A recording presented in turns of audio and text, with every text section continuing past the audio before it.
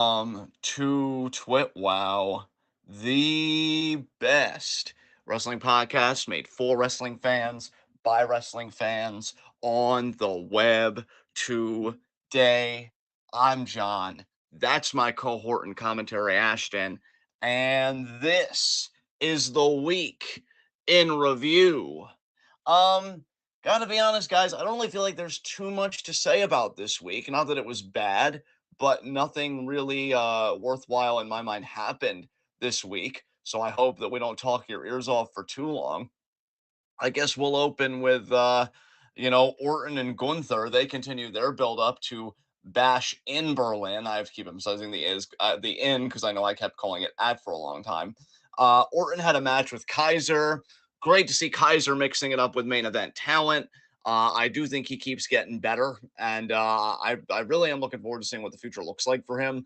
If the Intercontinental title wasn't on Braun Breaker, I really wouldn't mind Kaiser getting a run with it. But that's just Braun's title for the foreseeable future. Solid matchup, and then Orton and Gunther kind of continue to brawl, and then USA cut away from it, which a lot of people have been giving them flack for. This kind of cutting the show's early thing because they're miffed about Raw obviously going to Netflix next year and everything else. I don't think the build for Orton Gunther's been bad, but I really can't wait for that first big feud, which hey, it could be Jay, it could be Sammy, it could be somebody else entirely, where I feel like he could really sink his teeth into it. So not much to say there. Let's see, and then we just keep it going here. So yeah, that build's been fine. Sheamus done, really nothing there. It's kind of a nothing burger. Sheamus wins. Um, Wyatt Six not done with American Made. So this will be the first time I bring you into the conversation, partner, so you could talk. Do we just think that this is going to be an 8-person tag at like Bash in Berlin? That seems Um, pretty likely. I mean, maybe not at Bash in Berlin. They might hold off and do it at like Crown Jewel or something, but I'm hoping it happens at Bash in Berlin, yeah. yeah, or they could just do another Raw again. I mean, they had their debut be on Raw, which kind of Yeah, that's surprised also me. very true. Yeah. Yeah, so I guess I'm still enjoying the feud. It's just I'm really curious what Wyatt Six does after American Made, and of course Chad. Where he fits in the scheme after American Made because he still seems to be in that mid card, maybe close to upper mid card range. I'm just loving his work, and I'm always rooting for him. CM Punk and Drew McIntyre are going to have a strap match at Bash in Berlin. Punk just talking about like how it's not even really about the bracelet. It's really just about the disrespect that comes with it towards his family, blah, blah, blah. Oh God. That SummerSlam match sucked so bad. I've just stopped caring about this feud. I Pretty kind of just, much, dude. That's my thing is like CM Punk should have to cheat in order to literally do any damage to Drew McIntyre at all. I agree. I agree. I mean, the dude's fucking washed. And yeah, I think the way we see this going is Drew won at SummerSlam. I don't think we agreed on doing a formal preview predictions for Bash in Berlin, so I'll just say that I do just think Punk wins here. Dude, And I'm then gonna yeah, be we real with you. I don't know how much of that show we're even gonna end up reacting to. I feel like that might end up being a select match live reactions, and I honestly even feel kind of similarly about Bad Blood the day after. yeah, I mean, I'm right there with you, man. I don't really see much Yeah. worthwhile in Bash in Berlin because look, I mean, even Kevin Owens' matchup, which we'll get to that feud a bit later. I love KO to death, but like, do I really want to sit around and react when I know KO is just losing? Not Yeah, that's really. definitely a match that I would be open to skipping as well. Like Yeah, I think Gunther Orton is definitely one we want to watch, and whatever they end up doing with Rhea and Liv and Dom and Priest, which I'm assuming that's going to be a mixed tag match. well, yeah, we know it's a mixed tag match. We Oh, know it's that's happening. official. Okay, Yeah, yeah. that's official. Yeah, yeah. So I think those it might just be two matches, and we get the hell out of here And because if they yeah, do anything with yeah, the Wyatt Six, we'll watch that. yeah. But like that might actually just be it. Yeah. Yeah, it's a very lightweight show, and especially after SummerSlam, which I know you and I it kind of left a bad taste in our mouths. It's like I'm not really here for that. So yeah, I'm wanting Drew to do something else. Um, the New Day storyline continues to heat up. Odyssey Jones ends up getting the win for his team. They beat the Final Testament, and then apparently in a Raw exclusive, Scarlett and Cross they just decide that they're done with the New Day. Well, enjoy catering because I don't really know what feud you could do that would get you any kind of heat.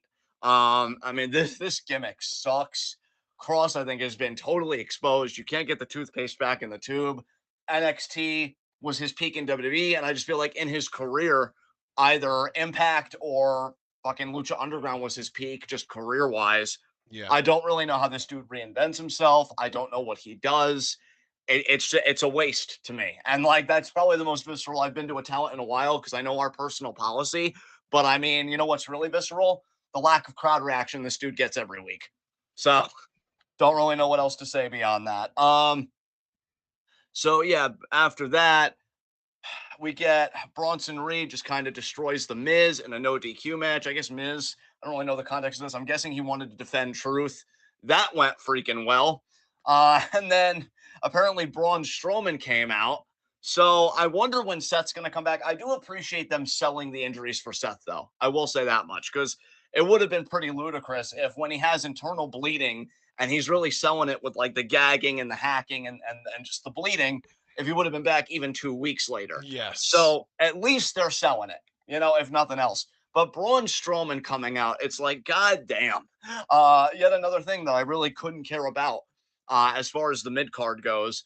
I guess it'll make Reed look good, and that's the important thing right now in the interim. But So after that, well, yeah, I think we were supposed to get like a Dominic Priest, or excuse me, a Dominic Mysterio versus Damian Priest matchup. And I don't know if this concluded. I want to say that Priest just won, but I feel like it ended in a no contest because they got the jump on him. The new Yeah, the rest Judgment of Day. Judgment Day attacked Priest. Yeah, I'm still enjoying this. I still think this is like one of the best things that the Raw has got going, especially because I've just stopped caring about Drew Punk. Are you still enjoying the build of this? Yes, I am. Excellent, excellent. All right. After that, women's tag team championship. Alba and Isla retain. I was really just hoping that Sky Pirates would just win it, but they're really committed to these two as tag team champions. Not a bad match from Can what we I call saw. this sunken cost fallacy? Because it's like they were like, hey, everybody, let's put the tag titles on these two that literally nobody is rooting for to win because it's their hometown. And then it's like, no, no, we didn't just do it because it was a hometown. We did it because they deserved it and because they're really good and they've earned their place here. They're like constantly trying to like justify their random rash decision that was very Tony Khan esque by just keeping it on them. Yeah, and then it seemed like it might have gotten a bit interesting with Blair in the mix and maybe being a trio, but they're not really like doing much together kind of thing. They did It's all wrestle together as a trio on SmackDown. and they lost though, right? Because didn't they lose to like Bianca, Naomi, Jade? Bianca, and Jade. Yeah. Yeah, so you're really setting the world on fire, guys. Don't burn it all at once. Uh, Oh man. Honestly, bro, if they're not going to use these tag titles really for anything, because I was at least hoping that they'd use it as a narrative device for either Bianca or preferably Jade to turn heel. You know what is I weird about that though is that like we already established that they lost, but like the actual tag team champions didn't lose, and the team that's challenging for their titles at Bash in Berlin weren't part of the winning pinfall either. It was literally Naomi pinned Blair, and that was it. So it was like she just got her back. Wait, who's challenging them at Bash in Berlin? Just for full context. Bianca and Jade. Oh, Bianca and Jade. Okay, so they're getting another show. Okay. Yeah, Oh, but like I I'm see what you're saying. saying though, like neither of them pinned either of the tag team champions, but they're still getting a title shot. And Naomi pinned Blair, which just feels like it was like a get back for the week before, where I believe Blair beat Naomi in 1-on-1. Yeah. I mean, again, I'm happy they're using Blair, but I mean, man, both her and Kiana, like, I don't know. Bro, They're at the- least Blair's on TV. What is Kiana yes. doing? I don't know. And I'm gonna keep asking about her every week, like I used to ask about Ashanti and Cedric, because when I care about talent, like I want to keep them in mind. So where the hell is Kiana James? Um, but yeah, let's see here. Yeah, we have Jay and Sammy kind of still interacting. Apparently there's going to be a tournament to challenge for a shot at the Intercontinental title. Jay said he entered that tournament. Very interesting. I didn't know they were doing a tournament. That's very cool. But then again, I was admittedly checked out this week, guys. I mainly just did YouTube, and this recap here is why I'm learning about a lot of stuff. So I don't know who's going to be in that tournament, but I think Jay versus Braun Breaker sounds interesting as hell to me. I mean, let's freaking go. Um, so, in fact, next week they say that tournament begins. And then we're also doing Uncle Howdy versus Chad Gable next week. That's interesting. Okay. Yeah, I'm going to really try and make it to Raw next week. And then I already kind of talked about Kaiser versus Orton for the main event. So that's pretty much Raw. we'll go now to NXT. Let me ask you, brother, because you were far more attentive than I was this week before I even dive into this. What did you think the best show was this week? Because I think you said SmackDown was pretty mid. Would you say NXT was the best show this week, or do you think Raw kind of beat it out by a bit? Oh, that's a good question. I think I would lean towards NXT. Yeah, I think I would lean towards NXT this week. Not by like a huge margin by any means, because I was actually a little bit underwhelmed by both of those shows, and even more underwhelmed by SmackDown. But I think I would probably lean NXT a little bit. There's really only one thing on NXT this week that really pissed me off, and it was like a general positive vibe. Raw though, I feel like I barely remember Raw at all, and everything CM Punk touches turns to shit. Yeah. And like, there's just a lot going on Raw right now that is it ranges from like turn the channel like boring to like downright annoying to me. Like everything Pete Dunne touches also turns to shit, and he's on both shows. But thankfully, he wasn't really featured that much on NXT this week. But he got a whole match with Sheamus on Raw. Um, so that's a thing. And then like the CM Punk Drew thing, I don't like. Um, I really don't like what they're doing with the New Day because it seemed like they arrived at an understanding backstage, but then Kofi tagged in Odyssey as like a hot tag moment, and Kofi was very clearly pissed about it. So, and then like the why are we doing Bronson Reed versus the Miz again? I don't understand that either.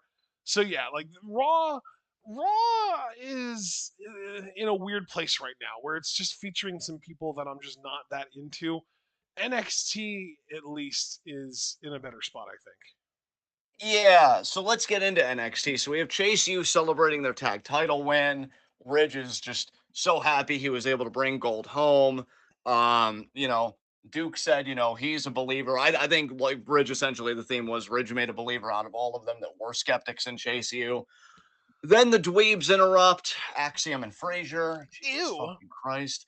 They're like, oh, we want a rematch. And then it ends up dovetailing into a match of Axiom and Frazier versus Duke Hudson and Riley Osborne. If they can beat Osborne and Hudson, they'll get a rematch at No Mercy. Which They like end up wow, beating them. you guys really have to try and challenge the fucking B team to get a title shot. That's so lame. Yeah, and not even the official B team, which is a pretty underrated faction with a pretty dope theme.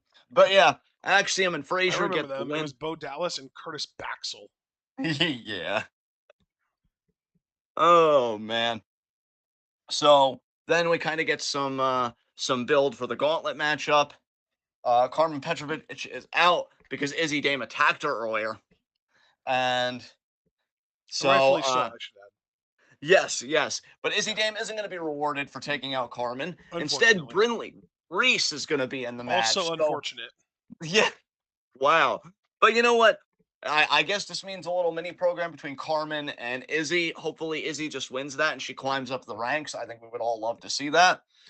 Then we get Wendy Chu versus Lola Vice. You have any thoughts on this, man? Because again, I checked out this week, but I know we're both Wendy Chu fans, and we both like Lola. I've come around on Lola. Was this good? It wasn't great, but I love Wendy and she did win, so that was cool. Crazies. Good for Wendy. Good for Wendy. Good shit. Yeah, Lola still has a ways to go, but she's still very inexperienced, and you can just tell, you can see it. Yeah. I think the difference between like a Lola and then on the other side of the spectrum, someone like a Kalani Jordan or like a Sol Ruka is that like insane natural athleticism. Lola doesn't have that. Like Lola's not a bad athlete by any means. I'm not trying to shit on her, but she doesn't have that like crazy ability to do like flippy shit that Soul and Kalani can kind of fall back on that makes them stand out so much. So she has to rely a lot more on the fundamentals. And when you're green, the fundamentals are the exact thing that you're not going to be as good at. So she's still got a little ways to go. Yes. This does result in the aftermath. Kalani Jordan, comes out. She gets in a confrontation with Wendy Chu. A loaded pillow gets involved. It was a whole crazy thing. And they're Yeah, gonna, dude, Kalani was so proud of herself for using it and discovering that it was loaded. yeah, nobody does it like Lonnie. And they're gonna do a women's North American Championship match at No Mercy. Let's go, Wendy Chu, for new women's North American champion. I'm gonna keep saying the opposition and cheering for the opposition until Lonnie loses that title. Um, so we'll have to see. Then we Which, get the like, goal. it's so Yeah. weird because I just have to say this because I don't want people to misconstrue you. We, and I say we, grouping you in here to make sure that people know this about you. Neither one of us is a Kalani Jordan hater. We both like No. Kalani Jordan. We Yeah. just also both think that she shouldn't be in a place where she is a champion at all right now. Like, she is good for her like experience level, but she's so green still. And she has no personality yet. Like, she slow down with the fucking gas pedal on her, Sean. Jesus Christ. Yeah. No, you and I have said consistently, people can go in the archives and look. She's got a tight in-ring game, but if she would just get a personality, and I still to this day love your idea of her just adopting a Bo Dallas-esque personality as a heel. That's money. That's good shit. But like no character and like almost like this awkward kind of freshman champion sort of vibe of like, oh Tatum, we're too young to play with dolls. Open your eyes, woman. Don't you see what's happening? This is not what you think it is. So no, I do like Kalani. I do, and she seems like a sweetheart, but I just need more of a character there. I'm gonna let you speak on this because you spoke to me about this personally during Rocket League time, and particularly about one specific spot that scared you. I don't know if you want to go any deeper than that about the match itself, but we do have the women's gauntlet match to see who's going to face Yeah. Roxanne at No Mercy. So, what do you think Yeah, about this? I mean, this match was okay. I gotta say, it was definitely a bit sloppier than I was hoping it would be. There were a lot of moments where, like, I know there was one moment where, like, Ren was trying to jump into doing a bulldog onto somebody, or it might have been Adriana, I don't remember. And, like, they fell before she got to them, so it looked really, like, overly choreographed. And, like, little stuff like that was just kind of sprinkled in throughout at least, like, the first, like, two-thirds of this match. But eventually we got down to Sol Ruka versus Jada Parker, and then again, sloppy moment. Jada went for a powerbomb on Sol, lost her balance, and fell backwards, and Sol's entire body weight landed on Jada's chest. That scared me because I was thinking, like, oh my god, I hope Jada's okay. They need to get her X-rayed and MRI'd because I'm worried about her ribs and lungs at that point. Yeah, She did manage to finish the match though, and not only did she finish the match, but she won the match. Jada Parker is going to be challenging Roxanne Perez, I believe, even at what is it, No Mercy? No Mercy. Yeah. Yeah, on literally like 8 days from now, on Sunday, the 1st of September. Bro, I'm gonna be honest with you, man. I'm excited for this, and I think the only thing I worry about, and thankfully, it's not gonna drag on too long in this way, so I don't think she'll be overexposed. But I think Jada's gonna outwork Roxanne on the mic, because like Roxanne isn't a bad promo, but like Jada, in my mind, can be a memorable promo at her best. The thing with And I'm Roxanne is, if if like, okay, if you started watching wrestling at any point in the last like decade, Roxanne's a really good promo for sure. But yes, if you were watching wrestling long enough ago to have been watching AJ Lee, you see that Roxanne is literally just ripping her promo style, like just yeah. one for one, not even trying to change it, literally just straight up. Roxanne is doing an AJ Lee impression. The same way that if you've been watching wrestling long enough, you can see that LA Knight is doing a Rock impression. Like, it's the same type of shit. So, like, I don't like to give Roxanne too much credit on the mic because of that fact. Because, like, Roxanne, I expect more from someone of her caliber in the ring, and she does have charisma. So, like, to me, she shouldn't have to stoop to doing an impression of. I know that AJ Lee is someone she would probably consider a hero, but even still, I feel like she should rise above that. I feel like she should develop her own personality on the mic, develop her own style on the mic, rather than resorting to an impersonation of someone that she admires. You know? Bro, it is amazing to me, and I don't want to go too far afield because I know this is exactly the type of thing that I would invoke that would take us both too far afield. But it is amazing to me the affinities between politics and pro wrestling because the way you talk about Roxanne, that's the way I look at some like Josh Shapiro. senators or Josh Piro immediately comes to mind for sure. And it's like, you're not Obama, relax. Like all y'all need to find your own voice and you need to find what your personality is. That is one thing that I will say about Kamala. Like, I don't want to bite my tongue here because there's a lot I could say given the last few days. But it seems like compared to 2020, she found her own voice, and you can see that it's really connecting with people. That and her Yes. amazing VP pick, who's incredibly affable and a very endearing speaker. To bring it back to wrestling, Jada's authentic. When Jada talks, I believe her. I don't Yep. believe I'm watching a character or whatever. And I'm going to be honest, on the mic, and I don't really care if this is hyperbole because I believe it. I think she could eat Roxanne alive if Yeah. Roxanne isn't careful. Like I really I do. genuinely do think, yeah, I agree with you, man. I'm glad you brought this up because I didn't really think about their mic battles so much as I just think about the match, which should be a lot of fun. Yeah, Which still, I really before I want to try and let's.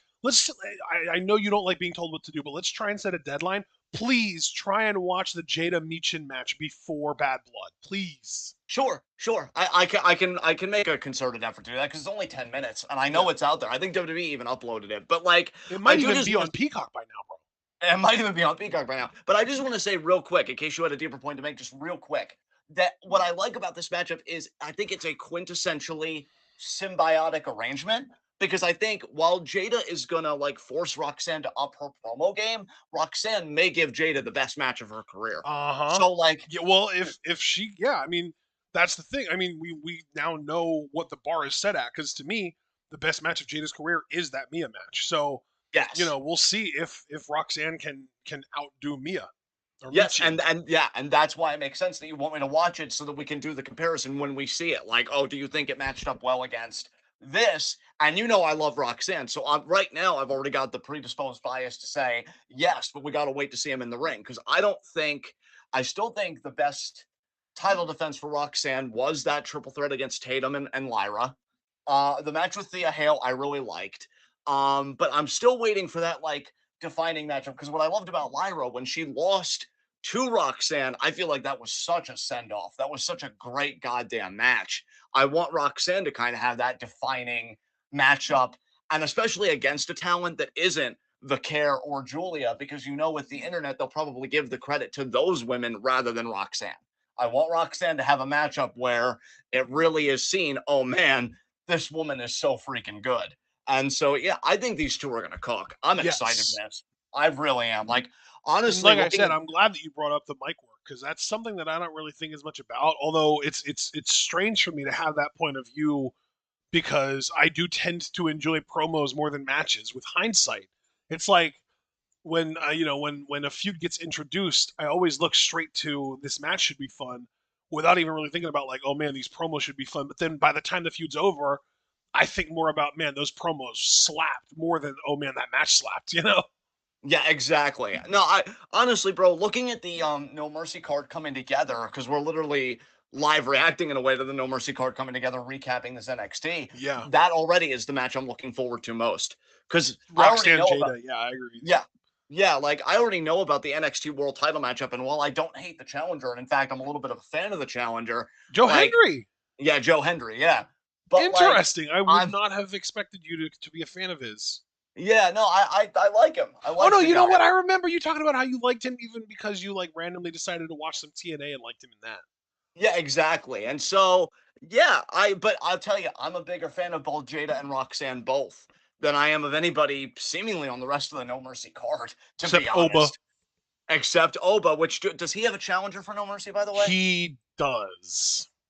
Oh boy, that tone. We'll have to get to that. Um, so yeah, screw Hank and Tank. We're not going to talk about that. Um, so oh God, then Brooks Jensen and Spear stuff. We're not going to talk about that. Screw that. Um, Charlie Dempsey.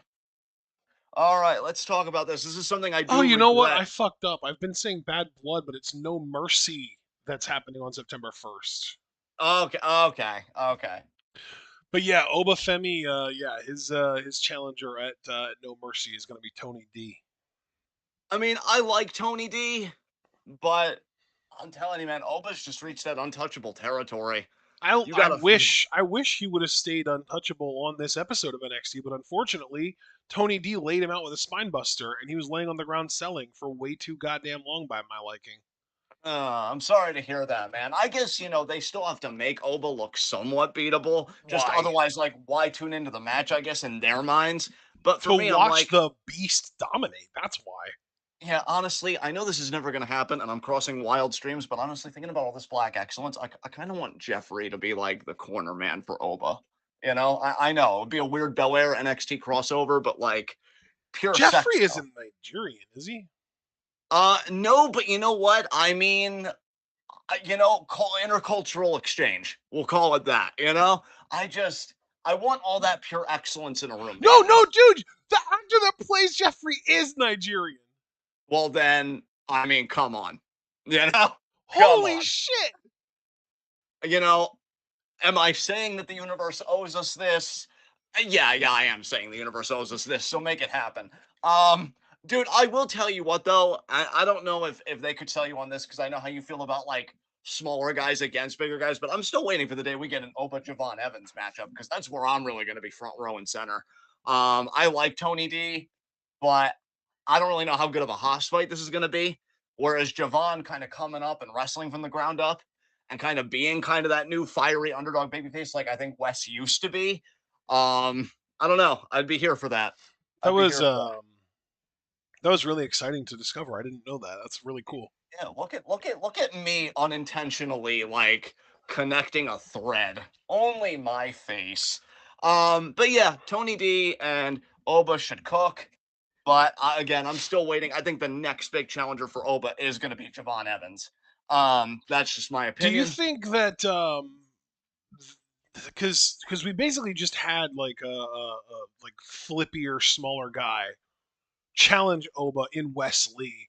Do you think that Wes and Javon should have any kind of interactions before Javon challenges Oba? It's like a backstage thing where maybe, Wes was kind of watching Javon confront Oba and said, look, if I couldn't beat him, you can't beat him. And then maybe Javon and Wes have a matchup. And maybe even Nash screws Wes out of that match. I don't know.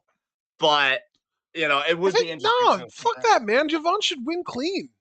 I mean, I agree with you. It's always better to win clean, but I'm just trying to think realistically about I how mean, NXT and WWE is written, no, but to be fair though, I'm only saying that because, like you're saying with Tony D, they should do their best to present it like the challenger is an actual threat. And if Javon can't beat Wes clean, knowing that Wes couldn't beat Oba, there's no point in even having the match. Yeah, you're 1,000% right on that. I have no argument against that.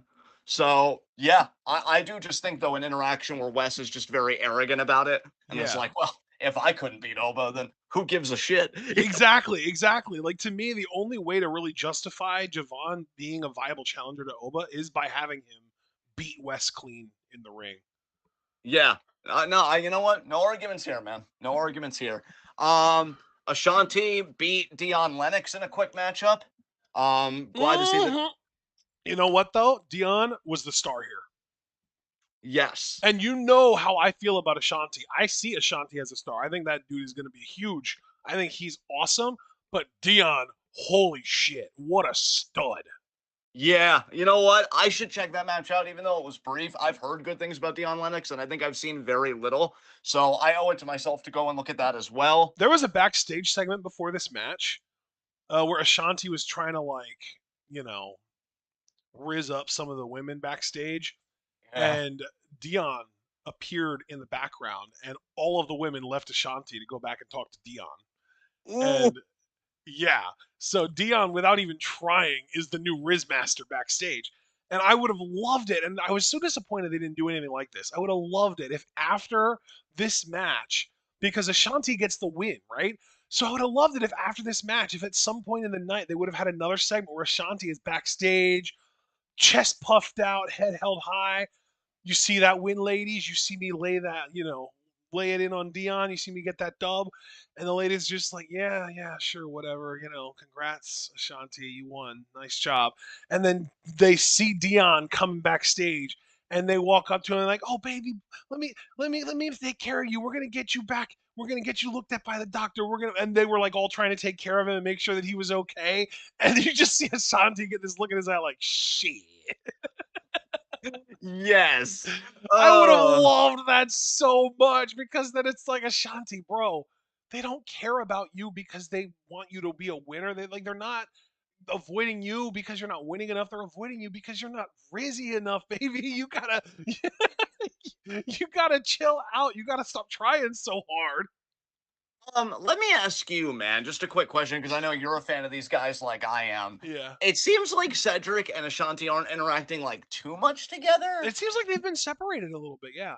Yeah, do we think that? Because I know Because Ashanti Cedric one had a year. backstage appearance on this show, completely independent of Ashanti. Yeah, and I know the last big thing Cedric did. I think he beat Brooks Jensen in a singles match. Was the last big thing he did Well, that of was the note. last big thing he did. But then we also had a thing tonight or on this show where Javon Evans was like protecting. I forget. I think Charlie Dempsey asked him to protect the Heritage Cup, and Gallus showed up, and they were like bullying him over it, and they were like, "Oh, this cup represents real wrestling, not that gymnastics bullshit that you do." And then they like asked him to have a drink with them or something, and like he was like, "I'm 20 years old. What are you talking about? I'm not even literally not even legal for me to take a drink with you." And like eventually, yeah, Cedric did show up to back Javon up, so we might end up getting a tag match where it's Javon and Cedric against two members of Gallus. Gallus the costing a black wrestler. Dude, That's a I good one know. How for. do they keep doing that? Like, Sean, the fucking optics. Jesus Christ. Yeah, he doesn't give a shit. um, Have Gallus confront, like, fucking Ty Dillinger or something. yeah.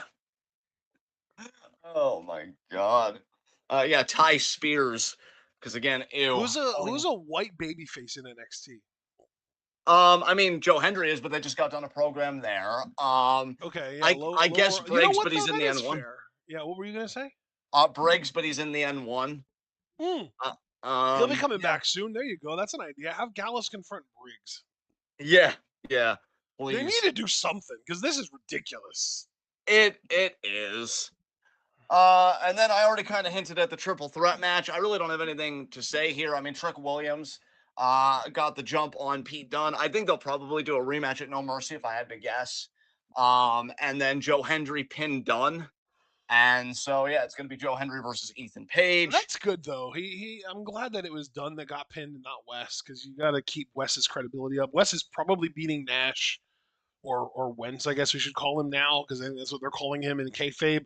Um, I'm assuming Wes is going to beat him at No Mercy. Yeah. They're not going to have the homegrown guy lose to the TNA guy. So And then after the match, Zachary Wentz ran down from the crowd and attacked Wes Lee. So they got into it. And yeah, that's pretty much how NXT closed off was this angle. And I do agree with you 100%, by the way. I mean, Wes just turned heel. yeah, He's an upper mid card talent, hopefully soon to be main event talent. You know, when he was talking about the NXT championship, I would not mind him beating Trick for Trick's second run because I do expect Trick to ultimately beat Ethan down the road. If we got a Trick Wesley feud, again, I'm front and center for that. So just something to think about. You know, yeah. NXT really needs to start fully utilizing the black excellence that it has on its roster. Do you So think that's, that Bash in Berlin is going to be another only 5 match card? I think so. I think it's definitely going to be another smaller match card. Yeah. Because right now there are only 5 matches announced, but I'm wondering if that's going to end up being it. If there aren't going to be any other matches announced, because right now the matches announced are women's tag titles, Unholy Union versus Bianca and Jade, Punk McIntyre strap match, Terror Twins versus Dom and Liv, and then the 2 world title matches, Cody Kevin and Gunther Orton. Do you think that's going to be all that gets I happen? Like, is that that yeah, it? that sounds like it's going to be it. I think Triple H. I mean, I'd have to verify this empirically. This is just conjecture, but I do wonder if he's just a fan of smaller pay per view cards when it's not a big four pay per view. Yeah, And even when it was a big four, how many matches were on SummerSlam this year? Not I think counting it the was kickoff. 7 or 8. Let me look real quick. It was 7. It was 7. He only I added mean, bro, 2. Yeah, yeah, bro, that's not even that. I mean, dude, compared to AEW pay per views, come on. Like, that's yeah. really not bad. And so I appreciate the Triple H era is just a fan of smaller match cards for the most part. I mean, the Even most WrestleMania, dude. Like, obviously it was 2 nights, but each night only had 7 matches in. yeah, that's fantastic. That yeah. Ab- so I think that Bash in Berlin is probably just going to be a 5 match card, and then Big Fours would be 7, probably no more than 8 matches. Because I have to imagine that Triple H just probably has an aversion to double digit match cards. And for the record, so do I. Yes. So you know, So if that's the case, then we've only got 5 matches set for Bash in Berlin, and it's probably safe to assume that that's going to be what it sticks with. And then the No Mercy card is 6 yeah, because it's like you've got the 4, actually all 5. Uh, I shouldn't say all 5, but yeah, you've got the 5 main title matches plus Wes versus Wentz. yes. That's kind of cool, Um, man. I kind of dig how like trim those cards are. I mean, I'm not a fan of the Bash in Berlin card specifically, but that No Mercy card is kind of nice. I don't like the main event, and I'm not interested in the tag title match. But other than that, it's 4 solid matches out of 6. yeah, definitely, definitely. All right, moving quickly on to SmackDown. God, Um, SmackDown was lame this week. Fuck. this is probably the most I'm going to talk during the SmackDown recap. I have a bone to pick with Grayson Waller and Austin Theory. Now, Oh, for the most part, I enjoyed this segment and I commend them. Grayson Waller, especially, I gotta say, like, he's just most improved with me. Because at first I thought he was just going to be a forever shitter, but honestly, he is perfect for WWE, and I feel like he might even get better. Who knows? And Austin Theory, I mean, he's just a human thumb, so not really much to fucking say. wow. That might be Uh, the nicest thing anyone's ever said about him. I know. But I need to do some litigating here because they tried to get in Cody's head, being Yeah. like, oh, you need to remember who Kevin Owens is. And they played a video package. Now, here's the thing, okay? They said all of Kevin Owens' betrayals. WWE's YouTube channel said all of Kevin Owens' betrayals. But there were 2 of these that I had a problem with. The John Cena one, that wasn't a betrayal. They did not have any prior rapport. This was Kevin Owens making a statement.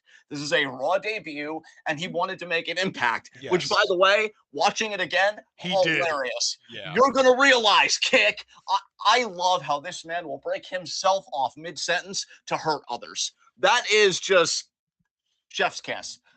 So yeah, I have to rebuke that one. That was not a betrayal. That was making a statement. You're wrong. And then the second one being the second Sami Zayn betrayal. The first one, clearly, I mean, it is quintessential Kevin Owens, showing that little bit of Kevin Steen from Ring of Honor. But the second one was trying to set up a match with a heel Sami Zayn, who was a conspiracy theorist out of his goddamn mind, and a babyface KO. And then after he got the match, he did the babyface thing of laying the heel out. They weren't friends. They were clearly on opposite sides. Not a betrayal. So your evidence, just keep it to the truth, okay? The other betrayals were valid. I am not contesting those. But those 2 I definitely took umbrage with, and I'm right. So I rest my Damn. case. That's crazy that the WWE YouTube channel turned heel. I know. They betrayed our trust. Not only did they betray our trust, I want to remind everybody that because Kevin Owens is a babyface right now, just to finish my litigating full force, that they were trying to besmirch a family fucking man. He's trying to I change. mean, they are heels. They do that. Exactly, exactly. And as Kevin Owens, I'm sorry, who has had Cody Rhodes back every step of the way, even at the risk of getting his own throat thumbed?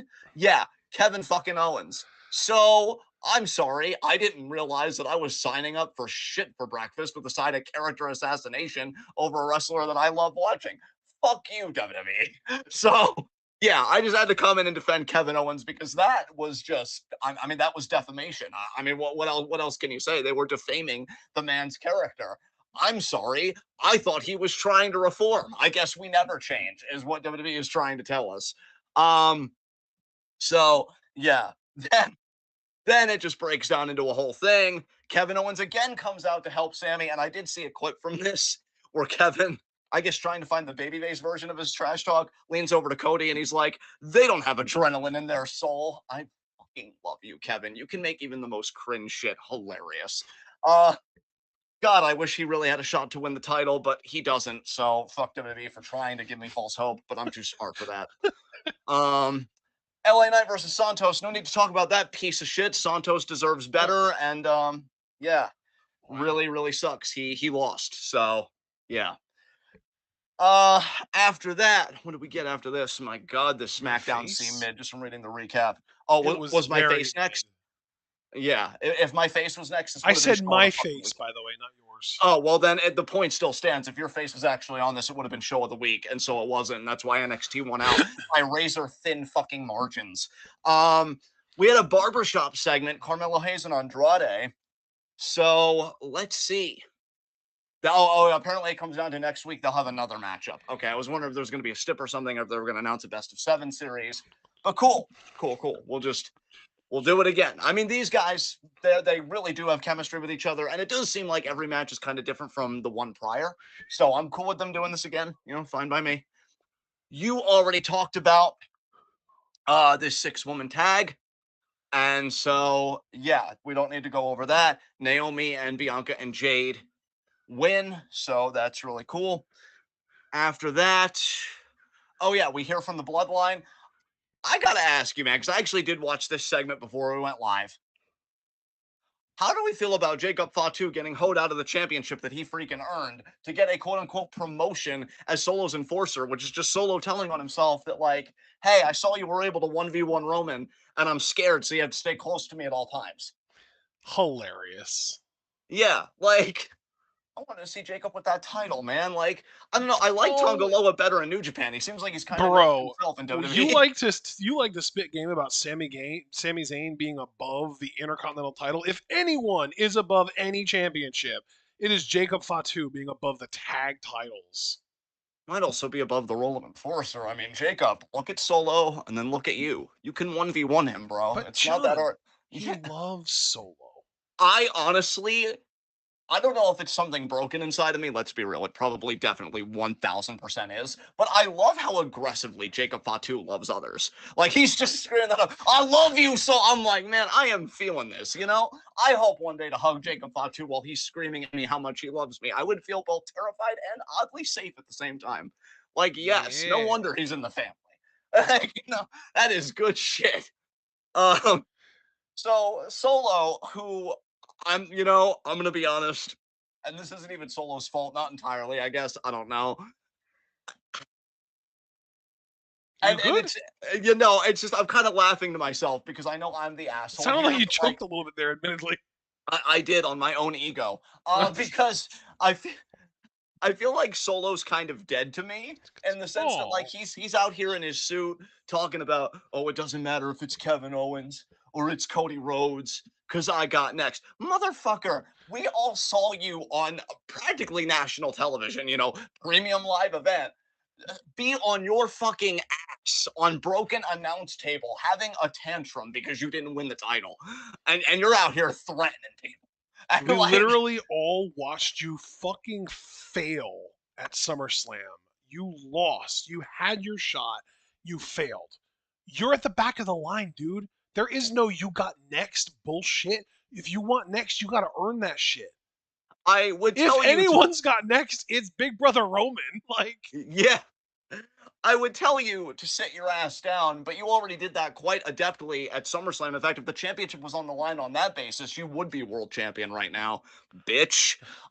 So I'm not really here for him puffing his chest out when we all know that he's just another 3 count away from another temper tantrum. Now, have you ever seen Roman really throw a temper tantrum? The closest would be when Jey Uso kicked him in the face, and then he was like, you don't leave me. Nobody leaves me. But that was more of a typical abuser realizing they're losing power kind of meltdown. And this was just a childish temper tantrum. This was some Samoan Caillou shit. Is that what you want to be known as, Solo? Samoan Caillou? Because it's happening. It's ooh, happening with me. And I have a tendency to infect other people. Okay? Like, I'm just Samoan saying. Caillou. That's infectious. Yeah, like Solo, don't fuck with me right now. All right, I'm just saying, okay. So after that, we get our tag team title matchup. Now Tamatonga and Tongaloa versus the Street Profits, who they did interrupt the this segment, and that's kind of how it segued into this. Um, Solid matchup. I keep getting very impressed with Dawkins. I'll tell you, he's really, really stepped up, and I know you've been saying that a while, and other people have been saying that for a while. I'm just really seeing it now, and it's really cool. Montez is still a beast. I like the dirty finish. I do because it does open the door for Street Profits to challenge again, and I do think Tamatonga and Tongaloa are far more beatable then Tama Tonga and Jacob Fatu, which actually, I want to have a quick aside with you a little bit. Am I the only one disappointed that they didn't just do a Freebird rule with those titles? Because I thought they would for a time. Like maybe one defense would be Tama Tonga and Tonga Loa, and then another defense would be Tonga Loa and Jacob Fatu, and then another would be Tama Tonga and Jacob Fatu, all that shit. But now it just seems like it's going to be Tama and Tonga. But again, they're more beatable than a team with Jacob on it. So do we think that they just get their rematch at like Bad Blood? Yeah, that's a good question. I don't really know.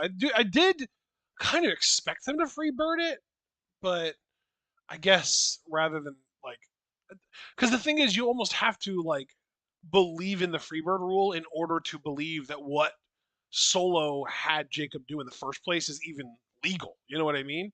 Yeah. Like having someone in your faction give their tag title to someone else in your faction is pretty explicitly freebirding the titles. You know what I mean?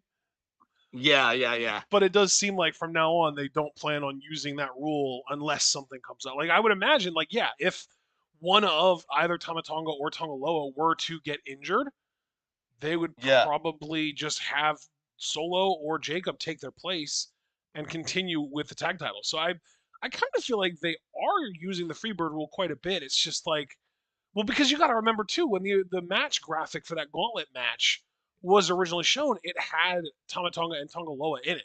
Jacob wasn't originally supposed to be in that match. Right, right. So it seems less to me like Solo stripped Jacob of his title, and it seems more to me like Solo kind of restored things to what they were originally supposed to be, like restored things to their natural order, if you want to think about it that way. Yeah. Um, but still, though, it's good to know that like yeah, Jacob can kind of step in if one of the tag team champions gets injured, and I think that's cool. So yeah, like that's just them using the freebird rule. That's literally exactly what that is. Yes. Yes. So yeah, there you go. And again, just to follow up, you think Street Profits will get a rematch? Because I Bloodline know did you have mentioned Bad Blood. I don't know if they'll get a rematch on a pay per view. I think the WWE has really just main roster specifically de-emphasized tag titles in general. Maybe aside from the women's tag titles, I feel like the women's tag titles have gotten more pay per view matches, specifically this year than maybe ever any year prior to this. But the men's tag titles I feel very de-emphasized right now. Both of them, like both the Raw and the SmackDown ones. right, right. Yeah, It's I weird think that's a because fair point. literally, like the Raw men's tag titles are on members of the Judgment Day, but those members of the Judgment Day aren't the ones getting the pay per view spot. It's the ones who aren't, or it's the one I should say, Dom, who isn't a champion because his story is more compelling.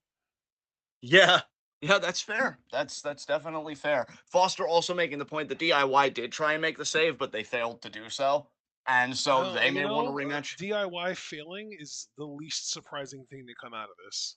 Ooh, I love when you're sassy.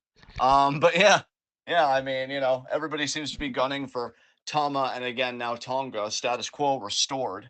And I believe was that just SmackDown? Oh wait, hold on.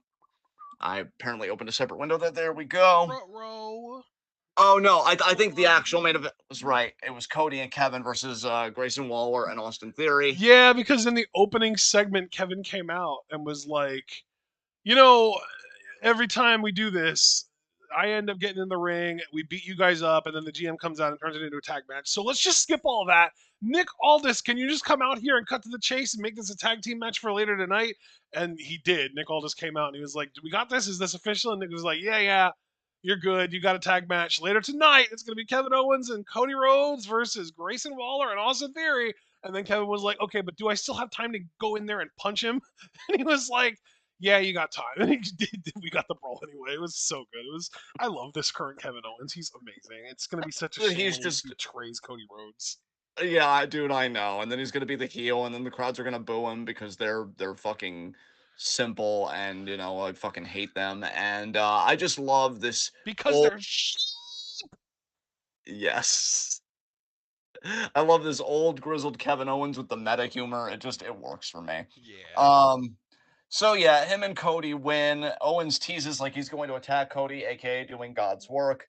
he decides not to. He gets knocked into Cody in the opening segment, by the way. There was a moment in Yeah. the opening segment where they were brawling, and I think Waller shoved Kevin into Cody, and it made it seem like Kevin attacked Cody. And they still managed to coexist afterwards, but it was just a cute little tease of like, can they coexist? Fuck you, WWE. um, so yeah, that was SmackDown, and like I said, guys, pretty midweek. Do you have anything you want to say from AEW? I didn't watch a moment of AEW this week, and it's funny because you and I were talking like beginning of the show and kind of coming into the show like, oh, it's been kind of a down week in wrestling this week. It's been kind of chill. There's nothing really going on. It's because it was a big week in the brand that we don't pay attention to because this was like the go home week to All In. All In is literally tomorrow. All In happens on my birthday this year, and I could not give fewer fucks about 96% of the show. The 4% is Mina and Mariah. And Mina might not even be there. I'm hoping she is. And Mariah is one half of one match that's probably going to get time as far as how much time is going to get, like one of the lowest amounts of time on the show. So we'll see. Yes. Mina and Mariah made the Sapphic ship sail gloriously towards championship gold. Speaking of Mina, by the way, she won the Rev Pro Women's Championship today. Wow, that promotion finally did something right after God knows how long. She beat, I think it So was yeah. Danny Luna was the name of the woman that she beat for it. I think I'm familiar with Danny Luna. Nice, nice. Yeah. Yeah, I'm like, wow, look at Mina being all global and such. Living her dream to be global, I know, which I'm so fucking proud of her. let's be crystal fucking clear, wrestling gods, okay? Because I know you like to fuck with me. Mina has earned the right to live these dreams, and if you fuck her on this, I will come up there and I will fucking beat you myself. So yeah, I just had to lay down the law there. Oh no, That you must be confusing me for someone who disagrees. I know, especially on things that I was already right about. That's not you. Ew. Um, so that was pretty much. I will say, just on AEW real quick, I did watch a little bit of Swerve and Danielson's like go home promo. Not bad. I mean, he's always been great on the mic. It's just, and again, this is my anti AEW bias. Let me just cop to that before I continue. But it's just a different feel, man. Like, I don't know. I feel like if he would have cut that promo in WWE, even in Vince's WWE, which I had a lot of problems with, and fuck Vince, and I'm ashamed that his health is actually doing well. God I forbid just, I'm happy. I will let you finish, but I do want to just say I think I know why, and I want to try and explain my reasoning as to why once you finish. So go ahead. Well, yeah, no, I was just going to say that I feel like the energy would have been different, maybe even a bit more electric. But again, I can cop that this is my anti AEW bias. Not a bad promo, but I don't know. It just magic fell a little off for me. But what were you going to say? I'm curious. I think it's a problem with overexposure. I think it's a problem with AEW letting anyone do basically whatever they want for too goddamn long. Because remember, how long did the Attitude Era last, John? You can tell everyone, about how long. Oh, can I? What, like 4 years, Ish, maybe? yeah, basically about 4 years. So we have officially reached the point now that AEW, if we exclusively look at their television contract or like their time that they've been on TV, AEW has been alive now for longer than the Attitude Era was because Attitude Era officially lasted like 4 years and like 9 months, something like that. Actually, maybe a little less than that. I think like 4.5 years, something like that. Um, because it started in November of '97 and ended in May of '02, right? Yeah. But like one of the big things that people took away from the Attitude Era was that you can give people too much. You can do too much. You can be too extra basically in pro wrestling. If you do shit like ladders and tables and nudity and swearing and blood and pushing the envelope every single week, people get desensitized to that shit, man. And when you have people cursing and talking about how they're the best wrestler in the world every single fucking week, and then somebody who doesn't usually curse, doesn't usually brag, and might actually be the best wrestler in the world says it, it means almost nothing because everyone else has been doing it for years now. Yeah. Yeah. I completely agree. But if he was in WWE, where literally nobody says shit like that, nobody in WWE ever says I'm the best wrestler in the world anymore. Not since fucking Phil last started. We haven't even heard him say it for over a decade at this point. It feels like Yeah. nobody says that shit. Almost nobody curses. Right? It's very rare that you see people cursing, and when people do curse, it's like the rare shit. Sometimes you'll get a bitch or ass or damn or like a Sheamus will throw out like a shite or an arse, right? Nobody ever drops f bombs explicitly, even knowing that like the network will censor it. And then like there's also the level of like Danielson specifically never brags about himself. We always have known him to be this very humble guy. So when he goes out of his way to like be willing to say like I'm the best wrestler in the fucking world, when it's in AEW and you've been hearing everyone else saying that forever, and it's like, okay, yeah, like you're right, but like, okay, whatever. We hear everyone else say that every week. If he would have said it in WWE, oh my god, it would have lit the internet on fucking fire. People would have been losing their minds Yeah. because it would have finally felt like he was saying the quiet part out loud. It would have finally felt like, oh my god, he finally said the thing that Vince for a long time, and maybe to a lesser degree Triple H, but probably not even really Triple H, never would have wanted to let him say. And really, what it would have been is it would have felt like, oh my God, Triple H is finally letting him say what Vince never would have let him say. You know what I mean? Yeah. Yeah. That really is what it comes down to. It's an overexposure problem for AEW. They let too many people do whatever the fuck they want, and they've been doing that for far too fucking long. That is the problem with AEW, and I think that is a huge reason as to why you and I aren't interested in it because they are just too extra. Like literally, how many times have we called people that we might have otherwise liked fucking tryhards in AEW? Yeah.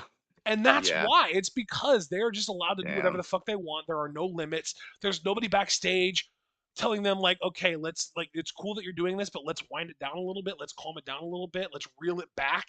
You know what I mean? There's nobody backstage doing that. There's like Tony Khan isn't gonna fucking do that. Nobody that's like directly under him is gonna do that. It is literally a free for all in AEW.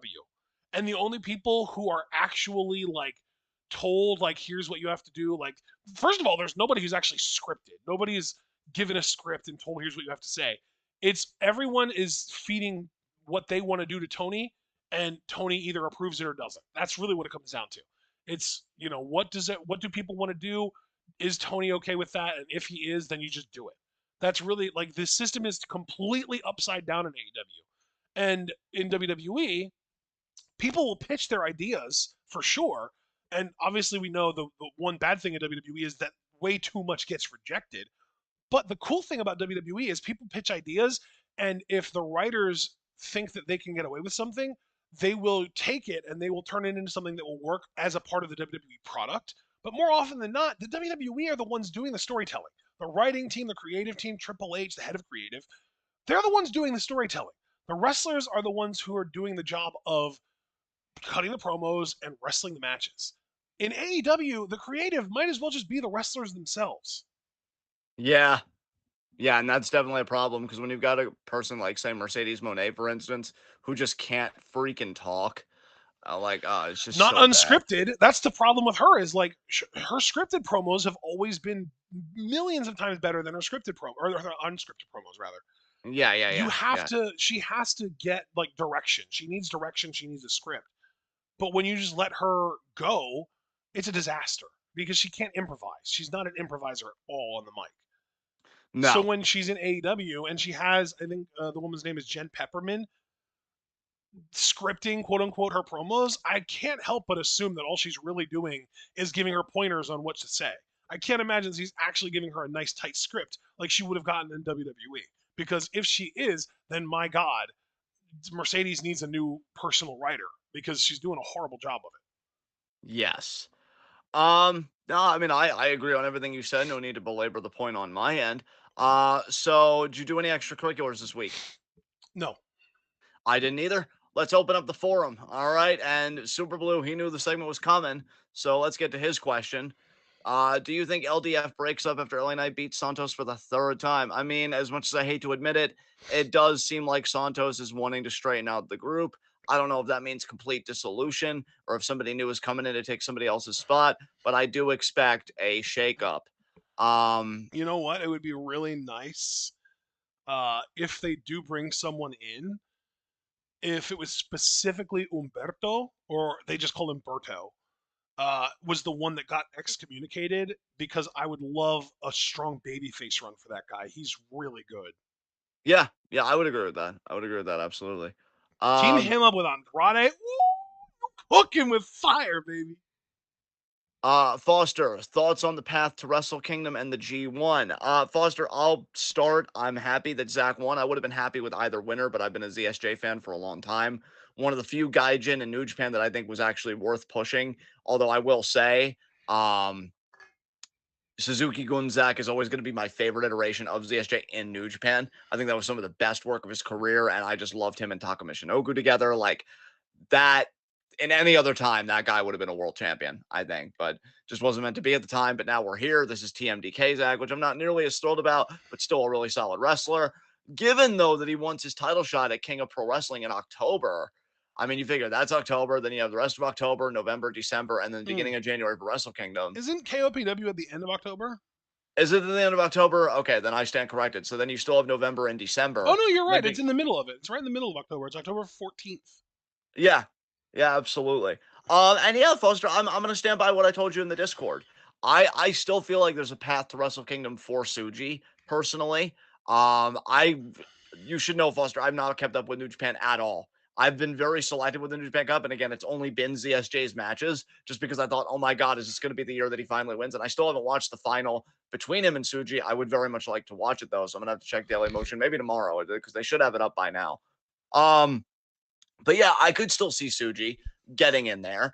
I don't know if they would want to do Suji versus Naito or Suji versus Naito versus Shingo, or if ZSJ, maybe something happens at KOPW and he's like, man, this is bullshit. I did win the G1. I'm not going away quietly. I still want my Wrestle Kingdom match. And they do Suji, Naito, ZSJ, or maybe they just do Suji, Naito, one on one, or Shingo, Naito. But yeah, what's interesting about Zach cashing in his title shot early, essentially, before I hand it on to Ashton, because I feel like he might have something he wants to say about this question specifically, is that with him getting his title shot early, that does kind of open the floodgates for Wrestle Kingdom. And the only reason I even think that Zach might still have a say is it does remind me of the year of WrestleMania 24 when John Cena used his title shot at Elimination Chamber and he lost because Orton slapped that referee and they both corpsed and everybody clapped. And then, Cena was like, well, screw that, And I, you know, everybody clapped. yeah, yeah. Get used to not hearing that, Jeb. But yeah, and then John Cena was like, "Well, I'm not done here," and then they did the whole triple threat: Orton, Cena, and Triple H. So I could see a similar thing there. I don't know. How do you see it though, Ashton? I'm curious what ultimately you see the Wrestle Kingdom kind of main event for the world title being, with Zach using this title shot early. It's so interesting to me that they would go this route, but like, I think we've just reached the point that I have very little like mental uplink with whoever is the creative behind New Japan anymore, because I really was convinced that Tsuji was winning the whole thing. And he did make it to the finals, so that was cool, but like, when you make it to the finals and lose, and I predicted that you would win the whole thing, that means I was just wrong. And like, it doesn't matter how close you got, because if the point was I said you'd win and you didn't win, then I was just wrong. And that's just like, okay, well, whatever, I was just wrong. Because the reason that I'm doing this whole like explanation is just to say that like, I really don't know why they're doing this. I really don't know why they're having Zach do his title match early. If Unless it's because they had him win the G1 exclusively for the sake of having the G1 winner be unpredictable and be someone new and different, and basically to avoid repetition. And they don't really want him to be the main event of Wrestle Kingdom. So they're just going to have him main event King of Pro Wrestling instead, so that they can have the actual main event of King of Wrestle Kingdom that they really want, that doesn't involve Zach. So I honestly, assuming he doesn't win at KOPW, which I'm assuming he won't, I find it really fucking insulting to Zach actually, because creative put the words in his mouth to make it seem like it was his idea to challenge for the title early.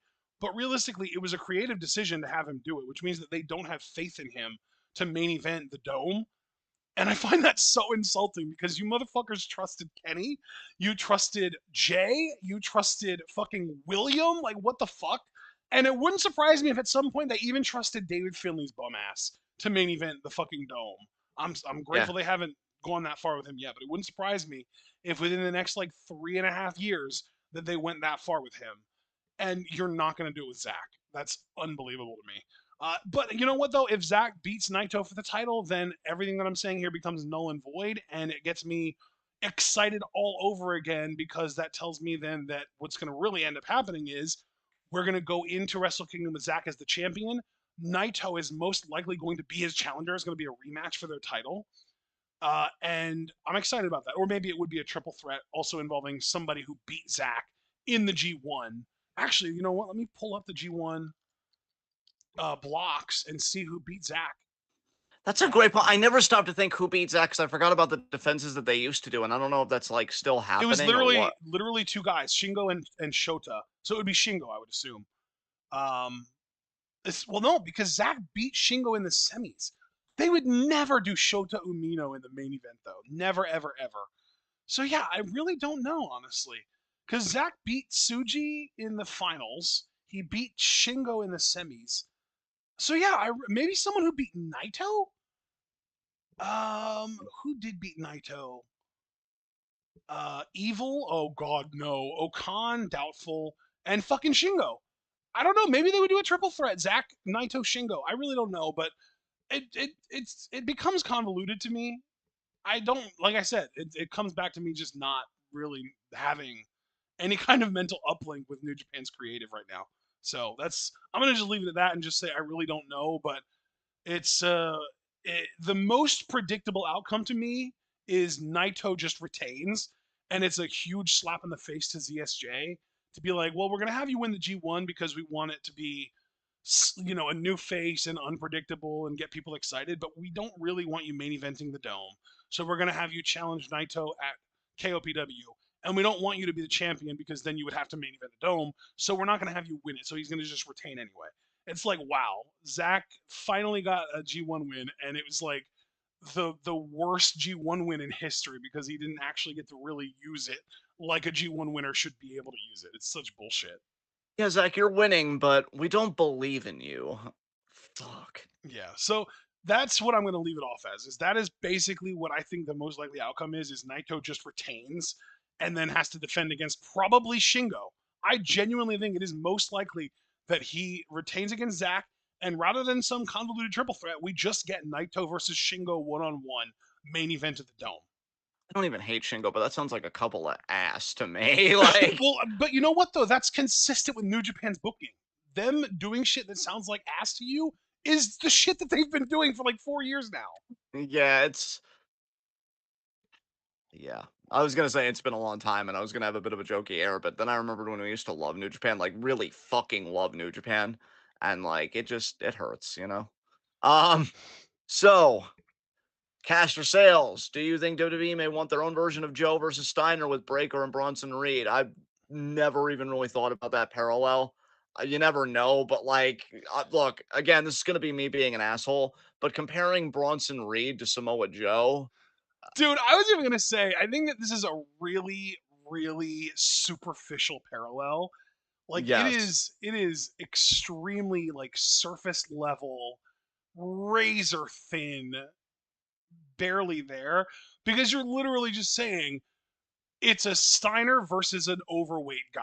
That's literally all it is. That's literally the only thing they have in common is there's a Steiner and there's an overweight guy, and that's it. That's all it is. Yeah, because like, I think I know what I want to say now. Bronson Reed, he LARPs as Godzilla. Samoa Joe has the genuine intensity of a fucking Godzilla. Like, nah. Fucking Braun Breaker's gonna cut through him like a knife through butter. Easy dub. Easy fucking dub. It's kind of interesting too because when he first said it, I was like, "Oh, like power wrestler versus big heavy guy that the power wrestler gets to like do feats of strength against." And then I realized, you know what? Braun Breaker isn't really a power wrestler.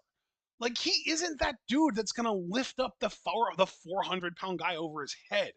He that's not really his game. He is more of like a Goldberg type. Like that is his type. He is the guy who is going to like plow through people rather than lifting them up. Like he's not the type of power wrestler who lifts heavy guys up and does feats of strength. He's the type of power wrestler who it's more of like an explosive thing than a power thing. He's more of an explosive wrestler than a power wrestler because he's more Yeah. likely to put people away by like running through them rather than lifting them up and throwing them down. Right, right, right. And that's kind of an interesting parallel to me because Scott was 100%. I mean, by the end of his career, at least, like when like as by the time he became Freakzilla, 100% pure power wrestler to the point that like even the infamous Royal Rumble match with Triple H, he was basically working strong style with him and doing like suplex after suplex and strikes and like basically working like Japanese strong style, just straight up with Triple H. You're never gonna see Braun Breaker do that shit. Never. Like No. he might throw suplexes, but he's not going to do suplexes as his main form of offense. He's way more exciting than that. Way more up tempo, way more like intense than that. Yeah.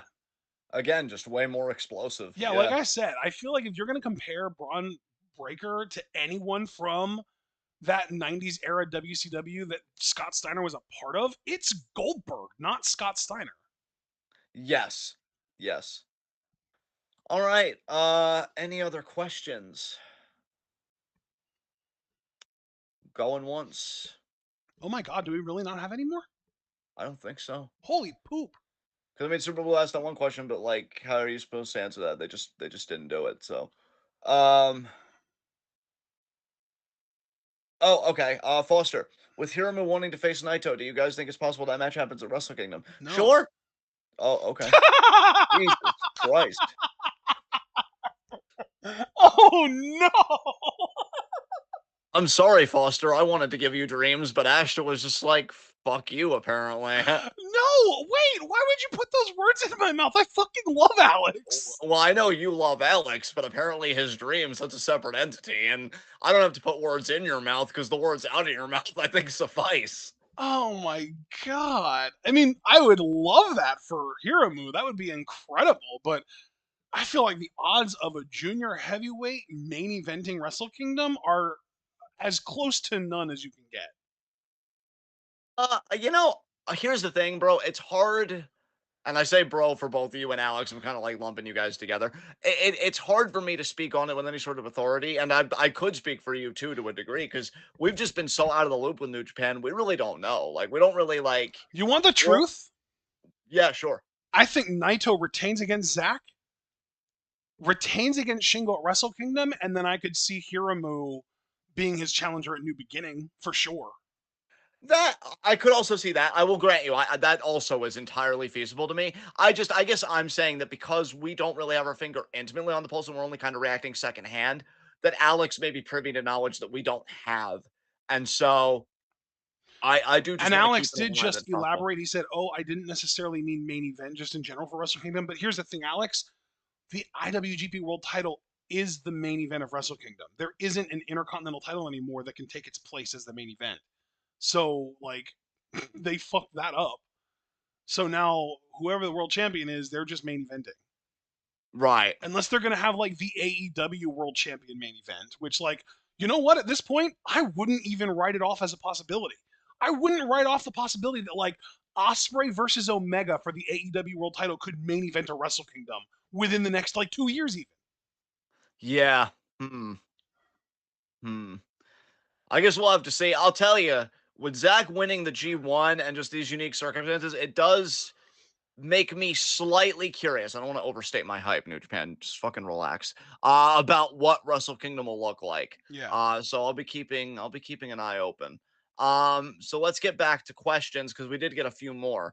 Super Blue, do you think Hangman wins the Battle Royal and jumps the world champion at All In? I don't know, man. I think they just fucking ruined their shot when they didn't have Hangman win the tournament in the first place, just face swerve it all in. So Dude, the sure, they funny get thing the hand is, to sort of. not only do I not think Hangman wins the Battle Royal, but it would be hilarious if he did, because I don't think Swerve's even going to be the champion by the end of the night. I think Danielson has to beat him. Yeah, and then I guess maybe what is it, like a title shot anytime he wants? So could Hangman just Yeah, be and like like, they're not going to have Hangman jump Danielson. That would make no sense. Hangman and Danielson have no beef. yeah, yeah, but Hangman is also kind of a dick. Now, I don't know. AEW doesn't even know what it wants, bro. Hangman is feuding with Jeff Jarrett right now. Let him do I know my crisp is on, but I raspberried. that. that I wish we would have heard that. It would have been perfect. that is the most absurd pile of dog shit in a fucking condom I've ever heard in my life. What the fuck? What garbage is this? Oh my dude, why I don't know. Maybe they really wanted Hangman to become a member of the global force.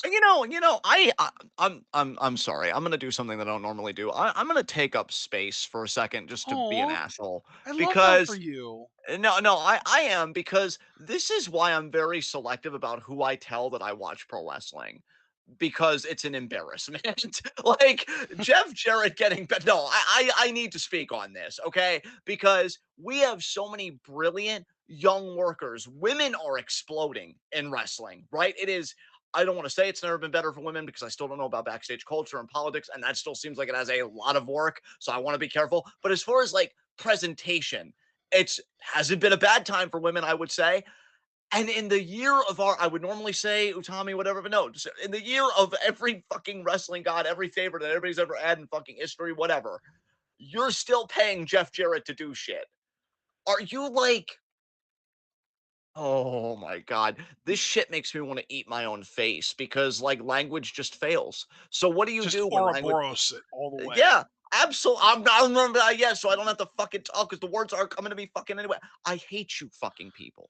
I honestly like when pro wrestling makes such strides, and it should be more companies doing it because the bad thing about WWE making such strides on their own, like oh the black women main event, which is great, like all of that is great. But the bad thing about a monopoly doing it is it further justifies the monopoly. Well, nobody else is doing it, and you can't even argue like oh well, AEW can't do it. Yes, the fuck they can. Tony Khan's fucking loaded. He could put on amazing fucking television. And he's like, oh, yeah, cut a check to Jeff fucking Jarrett against a guy like Hangman, who, regardless of what people think about him, because I've heard, maybe he doesn't want to take advice from vets, maybe he's not the best listener, whatever. Honestly, I still think Hangman's a hell of a talent. And I still think he's a hell of a promo, especially when he's got the motivation. That promo he cut on Swerve when I thought he was going to win the fucking Owen Hart tournament, fantastic. And you're having him feud with this fucking piece of shit? What the fuck are you doing? Like literally, what the fuck are you doing? It's an embarrassment. It's like this is why I don't blame people when they're like, "Oh, I don't talk about being a wrestling fan." I wouldn't either, because I don't want people to be like, "Oh, so you watch the AEW Jeff Jarrett?" No, what? He's still wrestling?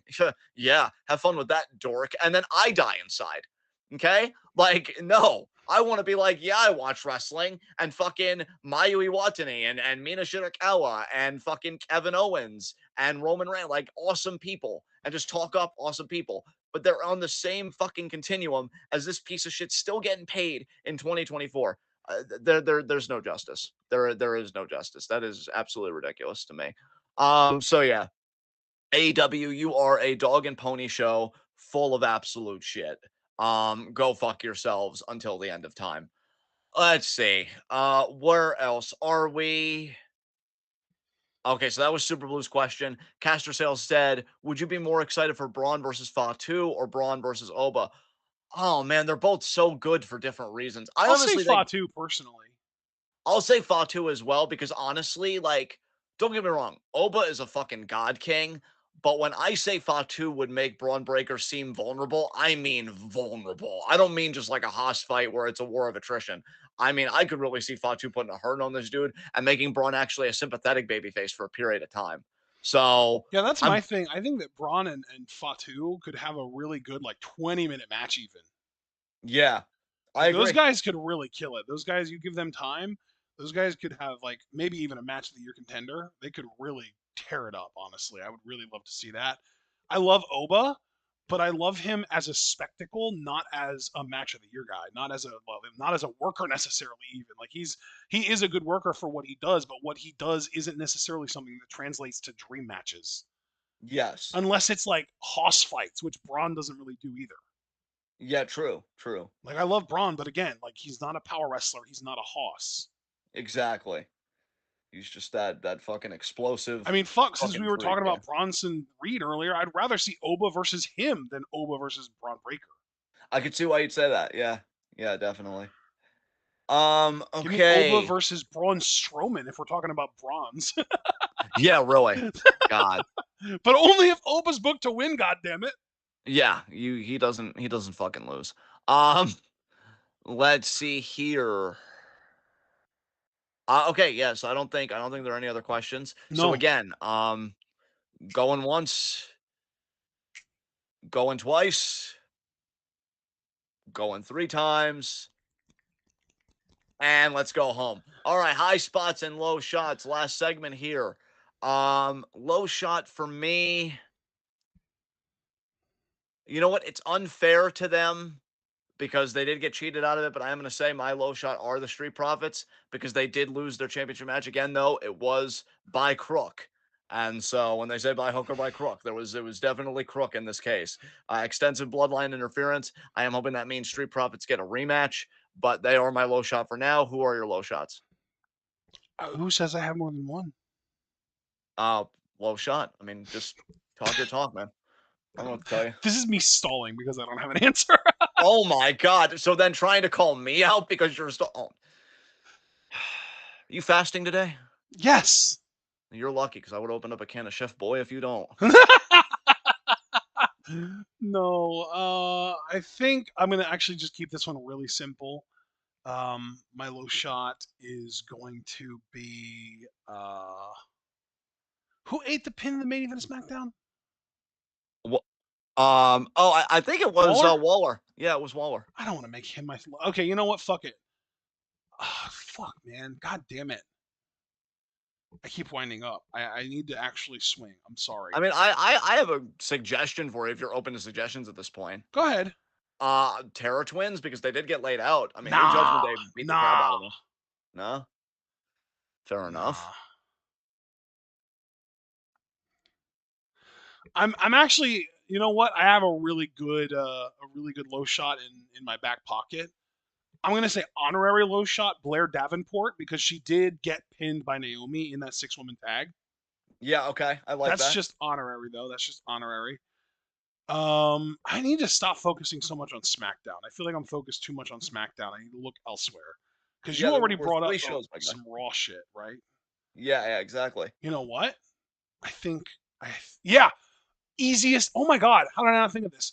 Low shot Pete Dunne. He lost to Sheamus on Raw and ate the pin on NXT. Excellent. I'm Fuck gonna yeah. say my high spot. There is one I had in mind, but I'm hoping you pick them up. And if you don't, then I'm just gonna say what I was thinking. So I'm gonna say my high spot, Joe Hendry.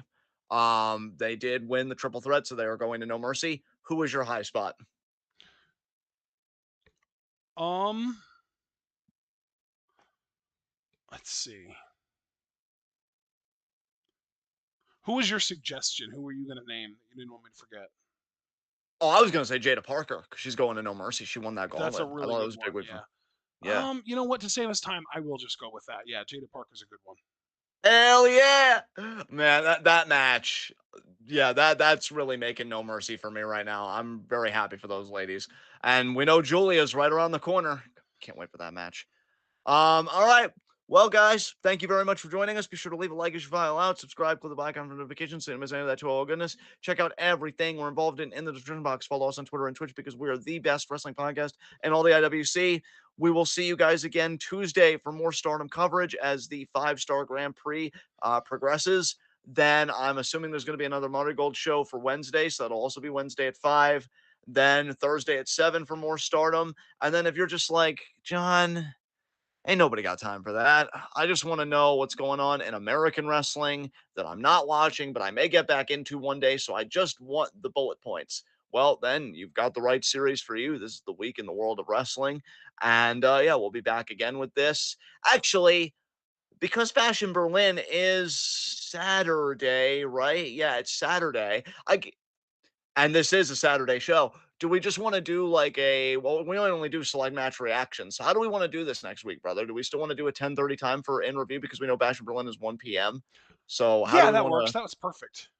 Okay, yeah. So then a week in review, same time next Saturday with possibly select match Bash in Berlin reactions. Again, that show's taking place at 1. I don't know if we're just gonna aim for that time or if we're gonna do it a bit later because we're still doing in review at 10:30 anyway. So we'll have to figure that all out. We probably will as we get closer to it.